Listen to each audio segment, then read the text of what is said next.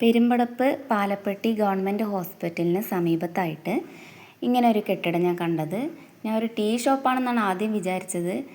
പെരുമ്പടപ്പ് ഗ്രാമപഞ്ചായത്ത് വഴിയിടം എന്നെഴുതിയിട്ടുണ്ട്.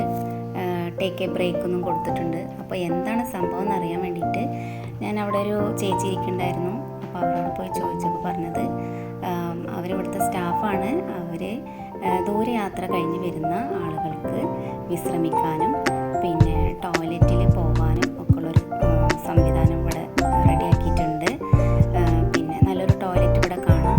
പ്രത്യേകിച്ച് നമ്മളെപ്പോലെയുള്ള സ്ത്രീകൾക്ക് ഒരു ഹോട്ടലിൽ കയറാനോ അല്ലെങ്കിൽ പെട്രോൾ പമ്പിൽ കയറിയിട്ട് ടോയ്ലറ്റ് യൂസ് ചെയ്യാനൊക്കെ നല്ല മടിയാണല്ലേ.